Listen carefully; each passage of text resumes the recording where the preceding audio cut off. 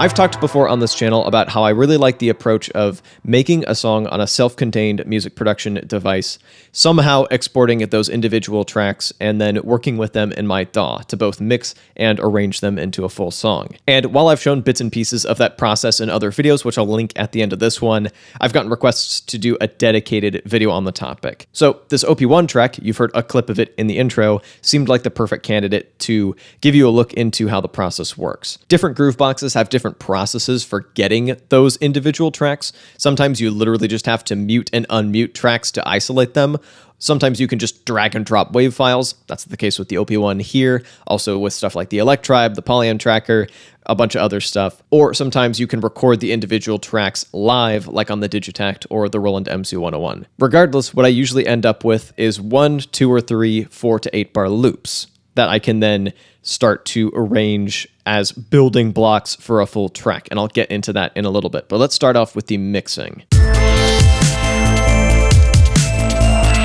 Because there are a few tools that you're going to see over and over again. And it's not even that complicated, but there are specialty tools that go a long way.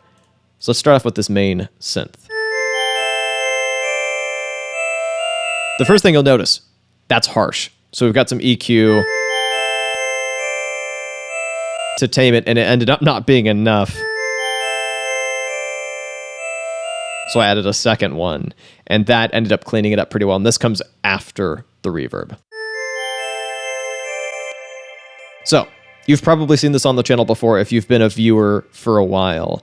This is Baby Audio's Spaced Out, and it sounds so friggin' good. I overuse this on a lot of stuff. You can get these just big, spacey delay reverb combinations that can really bring a sound to life, which I think it absolutely did in this case. You've got a ton of different options to choose from. This isn't meant to be like a tutorial on this or an ad for it. Like, full disclosure, Baby Audio sent this over to me, but I use it all the time. I haven't talked to them in a while, but I use this all the friggin' time.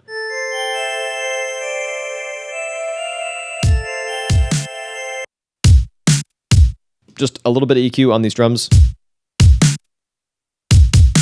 Just bring out a bit of air, bit of top end. For the bass, I've actually got two elements. I've got the little pluck bass, and I've got the bass. There's a little pop in there that the OP1 likes to add sometimes. Hopefully that gets lost in the mix. Here's the thing that's been a recurring theme on this channel. I hate routing stuff. Therefore, I would much rather use crossfades as sidechain than to bother setting up sidechain or ducking routing. I just can't be bothered. And with this, I have a little bit more control anyway. So literally, I've just gone in and added crossfades to anywhere where there's a kick or a snare. Although if I'm working with virtual instruments, I prefer to do it with volume automation of a volume plugin that isn't the main fader. That way I can still turn a track up and down, but have the sidechain just work. That's a tangent though. I've got some reverb on this and a couple of EQs. Getting rid of a bunch of that mud. And apparently that wasn't enough. And then some reverb. Just a basic reverb this time. And I think this processing is just a little bit EQ. Up next, the percussion. This is the fun part. So I've got a few different percussion tracks here, and you might notice that they're all panned around a little bit. So they'll bounce around in your ears, sound a little bit more interesting, add some texture to the track. So this first one, if I recall correctly, it was the OP1 percussion synth. Just doing a little pattern. That just loops. Up next.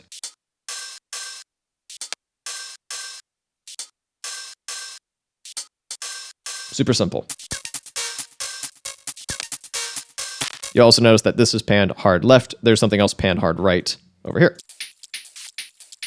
More, I think these are samples, some Tetro samples if I'm not mistaken. And then one more element slightly to the right. This is the really fun one because this has one of my favorite plugins of all time, Infiltrator by Divas Machines. So here's without. Here's with.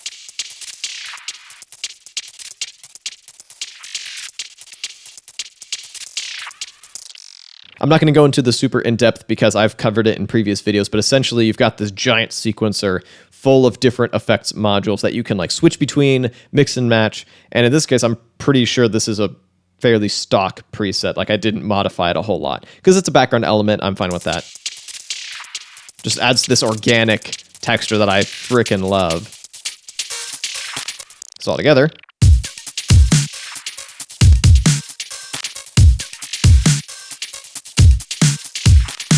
Not bad for something that was made mostly without a computer. And the computer brings it to life. It enhances it a lot and breathes some extra life into these mono tracks.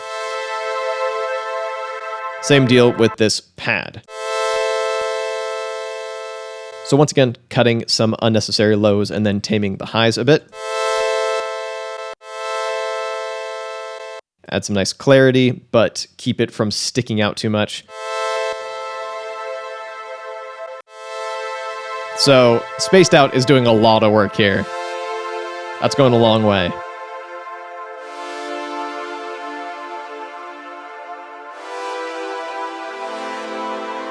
And I should also show you, this is not a technique I used in this track, but a fun trick I like to use sometimes is to duplicate a track, send it an octave up, put it before the reverb, and then make that reverb 100% wet.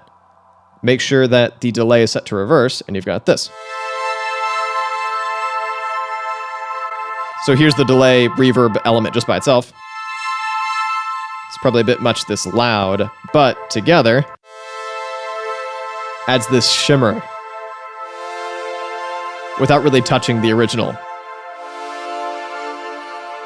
You can layer that in subtly, or have it be a little more extreme. That's really nice for some spacey sounds. Just standard reverb and EQ on this.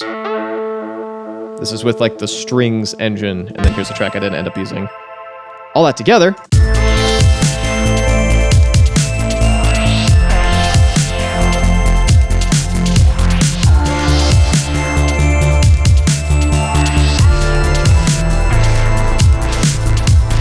A bunch of individually simple tracks that all come together to make this little cold but warm beat.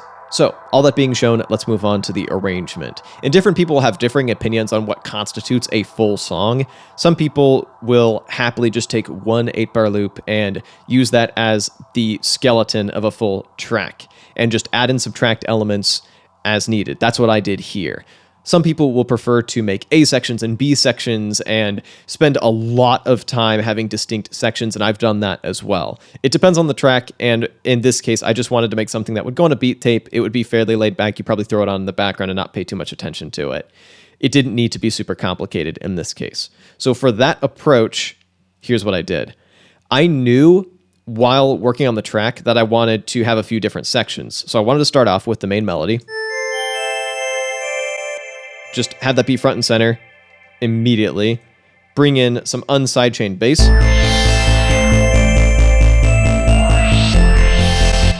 And then have the percussion start to kick in, and I also have my pads slowly fading in. I'll also often do this with EQ automation, like a high cut filter, slowly raising over time. I do that a lot.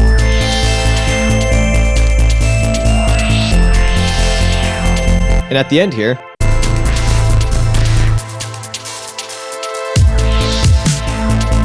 I've added an extra bar for this little reverse element. So literally, I rendered out a bit of the pad, and then reversed it, and then left the reverb on there to transition you into the part where the full drums kick in and everything starts getting sidechained to the bass. This allows me to drop out the main melody.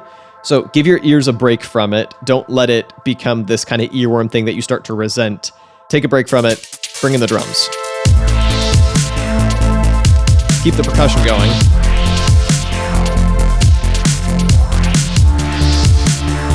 And then I bring in the string element, because I hadn't brought that in yet. So I've earned another repetition, because I brought a new element. Obviously, that has to be judged carefully and contextually. some genres of music go ham on repetition. Personally, I've gotten criticized for my tracks being too repetitive in the past, and so I've probably overcorrected to making really short songs, but I prefer it anyway. If someone likes the song, they can listen to it twice. You don't have to like drive something home. You can let it be short if it needs to be.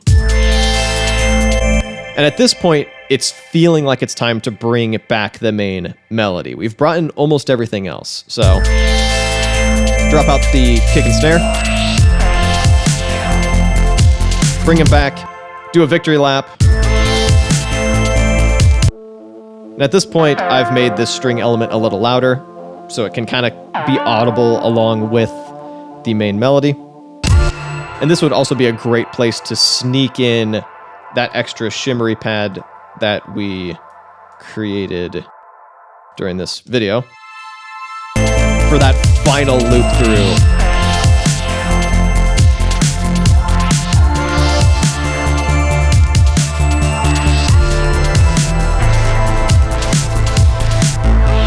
Once again, I don't want to burn you out on that melody, so we're not going to hear it again. We'll wind down using the bass, because we haven't heard that in a while by itself. Kind of mirroring the intro, and then end it with the chords and the string thing, because you haven't heard the string thing by itself yet. So a nice chill winding down of the track. So, like I said, it's fairly short, a little over 2 minutes, but for the purposes of a beat tape, I think it works. Anyway, if you'd like to see some more videos on more techniques I use to record and mix tracks from Grooveboxes in my DAW, you can click or tap up over here somewhere. I've got some more stuff for you to check out. Thank you so much for watching, and I'll be back with a new video in a little bit. Peace.